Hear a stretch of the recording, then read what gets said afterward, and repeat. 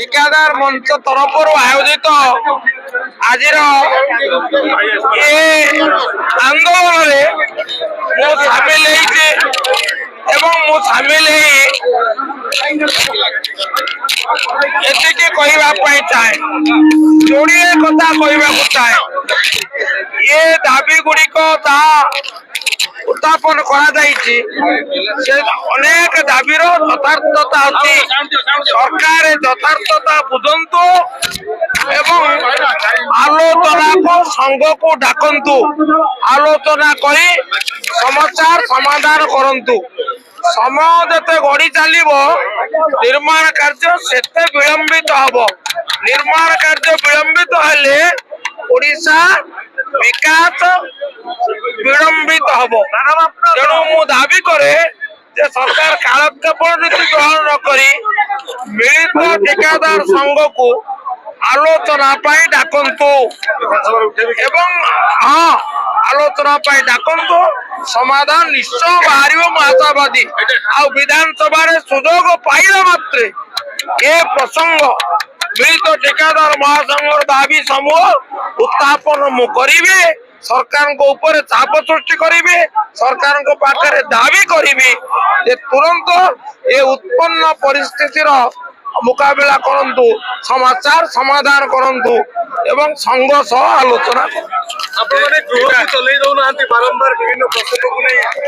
गोटे प्रसंग विधानसभा विभिन्न प्रसंग आसी ना फल आलोचना सुजोग सृष्टि है आज गोटे आशा संचार होती बाचस्पति महोदय सर्वदलीय बैठक डाकी आगुरी डाकी बोधे समाधान संभव हो पारि तथापि विलंब निष्पत्ति को स्वागत करुच्ची आशावादी आलोचना वर्तमान सुधा अधूरा रही आलोचना सफल हम एवं गृहर अचलावस्था दूर हम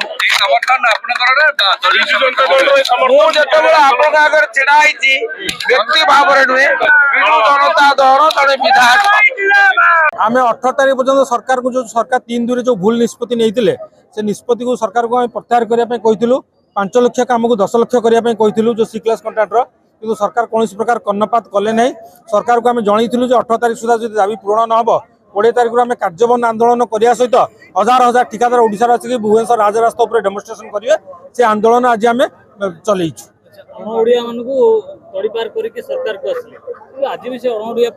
आपण कथार मु संपूर्ण रूप एकमत सरकार आसिया पूर्व गोटे कथा कहते आसला आउ गोटे कथा कर आज आंदोलन सरकार को चेतई देउछु 50 कोटी पर्यंत जहाँ भी काम हम सेटा ओडिया को अधिकार ओडिया ठिकादार करेंगे 50 कोटी ऊपर जहाँ काम से ग्लोबल टेंडर बाहर लोक करूँ आमर किसी कहबार ना कि 50 कोटी भितर कौन काम ठिका कम को आम अणोड़िया ठिकादार को एठार करने दबू ना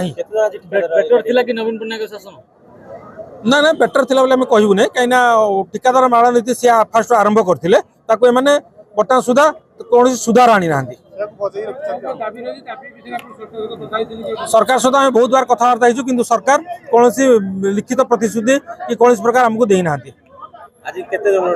आज आम प्राय ओडिशार समस्त कोण अनुकोण 20,000 ठिकादार बर्तमान सुधा गैदरिंग है आज संपूर्ण रूप सब कम बंद आम चलती विधानसभा आम घेराव हम आम डेमोन्स्ट्रेशन हम विक्षोभ हम आम ये अहर अनिर्दिष्ट काल पर्यंत सरकार दाबी न मिलला पर्यंत अनशन ना बर्तमान सुधा कौन अधिकारी आम सहित कथबार्ता करना आम भावुँ आज डेमोन्स्ट्रेशन पर बोधे सरकार चेतिबे सरकार जो अंधमुख बधिर हो सरकार से सरकार को निद्रा भंग हम सरकार निश्चय आम आशा अच्छी से पीपुल्स सरकार कहते निश्चित रूप आमको डाकिबे आलोचना करेंगे आमर मुख्य दाबी है 14.99 जो उठे सरकार जो अनलिमिटेड कर बिडिंग कैपेसिटी को तुरंत प्रत्याहार करके शेड्यूल ऑफ रेट को आणतु द्वितीय 5 लाख कम को 10 लाख करूँ तृतीय अणोड़िया ठिकादार मैंने 50 कोटी पर्यंत ओडिशा काम करें ना बालेश्वर जिलार ठिकादार संघ आम 500 बालेश्वर जिलार ठिकादार आज मिलित मंचर जोग देचु भुवनेश्वर आम जिलार खनि खादान बंद डेवलपमेंट वर्क बंद तेणु आमर दाबी जदि शीघ्र सरकार न मानती आगामी दिन बालेश्वर जिला बंद होगा आमर दाबी रही सरकार जो 14.99 जो उठे जो अनलिमिटेड कले शेड्यूल ऑफ रेट को आणतु ଯେତିକି ଟଙ୍କାର ଟେଣ୍ଡର ହଉଛୁ ତା ଏଗନେଷ୍ଟ ସେଇ ଜିଲ୍ଲାର ଯୋଉଠି ଲିଡ୍ ମିଳୁଛୁ ସେଠି ଖଣି ଖାଦାନ ଖୋଲା ଯାଉ। ସରକାର ଆମକୁ ଲଘୁ ଖଣିଜ ସମ୍ପଦ ଯୋଗେଇ ଦିଅନ୍ତୁ। ଆମକୁ ଯୋଉ ମାଇନିଂ ବାଲା ରେଭିନ୍ୟୁ ବାଲା ପୁଲିସ ବାଲା ଅଟକେଇକି ଗାଡି ଘୋଡା ଧରିକି 5 ଲକ୍ଷ 10 ଲକ୍ଷ ଫାଇନ ମନ ଇଚ୍ଛା ସେମାନଙ୍କ ଉପରେ ସରକାର ତାଗିଦ କରୁଛି ତମେ ଦିଅ ତମର କୁଟା ଫିଲଅପ କରିନ ସିଏ ଆମ ଉପରେ ଚଢଉ କରିକି ଜାରି କରୁଛନ୍ତି। ତାର ପ୍ରତିବାଦରେ ଆଜି ଏ ସମ୍ମିଳନୀ ତିଆରି ହେଇଛି। ବାଲେଶ୍ୱର ଜିଲ୍ଲାରୁ ଆମେ 500 ଠିକାଦାର ଆସିଛୁ। ପୂର୍ବରୁ ବିଜେଡି ଯୋଉ ସରକାର ଥିଲା ହଁ ସେଠି ତ ତାମିଲ ଶାସନ ଚାଲିଥିଲା ଏବେ ମଧ୍ୟ ବିଜେପି ସରକାର ମଧ୍ୟ ତାମିଲ ମାନେ ଆସିକି କାମ କରୁଛନ୍ତି। ସବୁ ସେମାନେ ଖାଲି କହିଥିଲେ ଇଲେକ୍ସନ ଆଗରୁ କିନ୍ତୁ ବର୍ତ୍ତମାନ କାର୍ଯ୍ୟକାରୀ କରିପାରନ୍ତି। କହୁଛନ୍ତି ଆମେ ନୂଆ ଆଇଛୁ ଥଇଥାନ କରୁଛୁ ଦେଖୁଛୁ ଦେଖିଲା ବେଳୁ ସବୁ ବଦଳୁଛନ୍ତି। କେଇଟା ଲୋକଙ୍କ ହିତର ଆସୁନି ସବୁ ଲୋକଙ୍କ ଅହିତର ଆସୁଛି। ଏବେ ପର୍ଯ୍ୟନ୍ତ ଆପଣଙ୍କୁ କୌଣସି ଅଧିକାର ଅଛି କଥା ହେଲେଣି ନା କେହି ଅଧିକାରୀ ଆସିନାହାନ୍ତି। ଆସିବେ ହଉଛନ୍ତି କି ଆସିବେ କି ନ ଆସିବେ କିଛି ଜଣା ନାହିଁ। ମୋହନ ସରକାର ଉପରେ ଭରସା ଅଛି। ମୋହନ ସରକାର ଉପରେ ଭରସା ଅଛି ତ ଅଛି ବୋଲି ତ ଆମେ ଆସିଛୁ। ଆମ ସରକାର ଯେତେବେଳେ ଡିକ୍ଲାରେସନ ଦେଇଛନ୍ତି ମୋହନ ସରକାର ତେଣୁ ଆମ ସରକାର ପାଖକୁ ଆମେ ଆଇଛୁ। ସିଏ କହୁଥିଲେ ମୋ ସରକାର ଇଏ କହୁଛନ୍ତି ଆମ ସରକାର ତେଣୁ ଆମ ସରକାର ହିସାବରେ ଆମେ ଆସିଛୁ ତାଙ୍କ ପାଖକୁ ଆମ ଗୁହାରି ଧରିକି। ସମସ୍ତଙ୍କର ଦାବି ଯେତେବେଳେ ପୂରଣ ହଉଛି ଠିକାଦାର ଦାବି କଣ ପାଇଁ ଅଟକି ରହୁଛି? ଠିକାଦାରଙ୍କ କଥାଟା ପୂରଣ ହବନି। ଠିକାଦାର ଆମୂଳ ଚୂଳ ପର୍ଯ୍ୟନ୍ତ ଠିକାଦାର ସଂଶ୍ଳିଷ୍ଟ ସବୁର ମାନେ ଡେଭଲପମେଣ୍ଟ କତରୁ ବିଲ୍ଡିଂ କତରୁ ଯୋଉ ଆଜି ତିଆରି ହେଇଛି ଖାରବେଳ ଭବନ ସେ ଜଣେ ଠିକାଦାର କରିଛି। ଯୋଉ ଆଜି ପୂର୍ତ୍ତ ବିଭାଗ ଡିବ ହେଇଛି ସେ ଠିକାଦାର କରିଛି କିନ୍ତୁ ତାଙ୍କ ପ୍ରତି ବୈମୁତ୍ରକ ଭାବ କାହିଁକି? ସେଇଥିପାଇଁ ଯଦି ଆପଣଙ୍କ ଦାବି ପୂରଣ ନ ହୁଏ ଅନିଷ୍ଟ କାହା ପାଇଁ କାମ ବନ୍ଦ ରହିବ। ଅଦ୍ୱୈତ କୁମାର ଖଣ୍ଡିଆ, ଜେନେରାଲ ସେକ୍ରେଟାରୀ ବାଲେଶ୍ୱର ଜିଲ୍ଲା ଠିକାଦାର ସଂଘ। ଆଜି ଆମେ ବହୁ ସଂଖ୍ୟାରେ ଏଠି ଆସି ପହଞ୍ଚିଛୁ ବାଲେଶ୍ୱର ଜିଲ୍ଲାରୁ ଆଉ ଅନ୍ୟ ସମସ୍ତ ଜିଲ୍ଲାରୁ ମଧ୍ୟ ବହୁତ ଆସିଛନ୍ତି। ଲୋକ ସମାଗମ ବହୁତ ହେଇଛି। ସବୁ କଣ୍ଟ୍ରାକ୍ଟର ଭାଇମାନେ ଏକଜୁଟ ହେଇଛନ୍ତି। ସରକାରଙ୍କର ଗୋଟେ ନୀତି 3/1/2026 ଗୋଟେ ସର୍କୁଲାର ବାହାର କଲେ ଯେ 14.99% যেটা আমার গোটে সর্বনিম্ন দর ধার্য করা টেন্ডর প্রক্রিয়ার সেটাকে পুরা উচ্ছেদ করে দিগলা যাফলে কি যেকୌଣସି কন্ট্রাক্টর টেন্ডর মাধ্যমে যেতে পারবে সেতে মন ইচ্ছা লেসকু যাইপারে। মন ইচ্ছা লেসকু গলে কামর মানটা বি মানে কমিযোগ যাফলে কি আমি সমস্ত সবু ঠিকাদার মানে হইরাণ হবে কাম বি কোয়ালিটি হবনি। তেণু এটাকে আমি প্রথম আমার এটা হচ্ছে 8 দফা দাবি এটি রখা হয়েছি অল ওড়িশা ঠিকাদার সংঘ মাধ্যমে। ସେଥିରୁ ପ୍ରଥମ ଦାବି ହେଲା ଯେ 14.99 ଟାକୁ যেটা ଉଚ୍ଛେଦ କରିଦିଆଗଲା এটা ଗୋଟେ ସର୍ବନିମ୍ନ ସିଡ୍ଲପ ରେଟ୍କୁ ଧାର୍ଯ୍ୟ କରାଯାଉ। ତା ତ ଆମ ଜିଲ୍ଲାରେ ଖଣି ନାହିଁ ଖାଦାନ ନାହିଁ କିଛି ମେଟେରିଆଲ୍ସ ମିଳୁନାହିଁ। ତେଣୁ ଆମକୁ ମାନେ ଠିକ ଖଣି ଖାଦାନ ଯୋଉଠି ଖୋଲାଯାଉ ଏବଂ ଠିକ ମୂଲ୍ୟରେ ଉଚିତ ମୂଲ୍ୟରେ ସିଡ୍ଲପ ରେଟ୍ ଯେଉଁ ଆମର କରାହେଇଛି ସେ ମୂଲ୍ୟରେ ଆମକୁ ସବୁ ଯୋଗାଇ ଦିଆଯାଉ। ମୁଖ୍ୟ ଦାବି ରହିଛି ଯାହାଦ୍ୱାରା କି ଆପଣ ଲୋକ କେମିତି ଧାରଣା ଦେଇଛନ୍ତି? ମୁଁ ସତ୍ୟେନ୍ଦ୍ର ପ୍ରଧାନ କନ୍ଧମାଳ ଜିଲ୍ଲା ସମ୍ପାଦକ।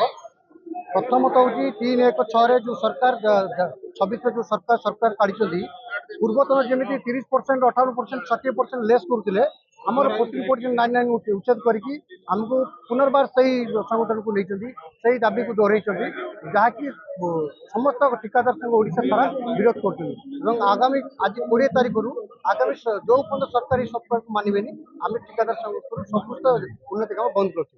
ପୂର୍ବରୁ ବିଜେଡି ସରକାର ଥିଲା ସେତେବେଳେ ମଧ୍ୟ ତାମିଲ ଶାସନ ଚାଲୁଥିଲା ବୋଲି କହୁଥିଲେ କିନ୍ତୁ ବିଜେପି ସରକାର ମଧ୍ୟ ଏବେ ସେଇ ତାମିଲ ଶାସନ ଚାଲିଛି। ତାମିଲ ତାଙ୍କର ଅଣଓଡ଼ିଆ ପ୍ରୀତି ଯାଉନି ସେ ପୂର୍ବ ସରକାର ବର୍ତ୍ତମାନ ସରକାରଙ୍କୁ ଯାହାଫଳରେ ଆମର ଓଡ଼ିଆ ସରକାର ଓଡ଼ିଆ ଠିକାଦାର ମାନେ ଆଜି ମଧ୍ୟ ମାଡ଼ ଖାଉଛନ୍ତି ଯାହାଫଳରେ ପେଟରେ ଉଦାଖାନା ଦେଇକି ଶୋଇବାକୁ ପଡ଼ିବ।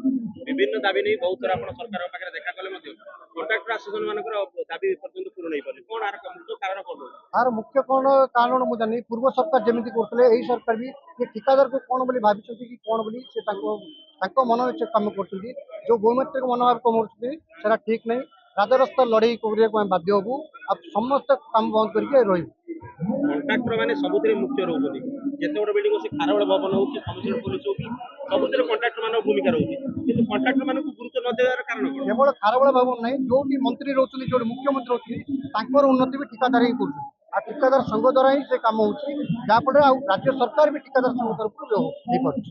ମୋହନ ସରକାର କହୁଛନ୍ତି ଲୋକଙ୍କ ସରକାର ଲୋକଙ୍କ ସମସ୍ୟା ନ ବୁଝିବାର କାରଣ କଣ? ଲୋକଙ୍କ ସରକାର ଭିତରେ କଣ ଠିକାଦାର ଯାଉନାହାନ୍ତି ନା ଠିକାଦାର ଅନ୍ୟ ରାଜ୍ୟରୁ କୋଉଠୁ ଆସୁଛି? ଆଚ୍ଛା ଏଇ ତାମିଲ ଶାସନ ଯଦି ଚାଲିବ ଆଗକୁ ଆପଣମାନେ ପରବର୍ତ୍ତୀ ପଦକ୍ଷେପ କଣ ନେବେ? ପ୍ରଥମ ରାଜ୍ୟ ସଭାପତି ସମ୍ପାଦକ ଯାହା ନିର୍ଦ୍ଦେଶ ଦେବେ ତା ଅନୁସାରେ ଆମେ ନିର୍ଣ୍ଣୟ କରି କୁହାଯିବ।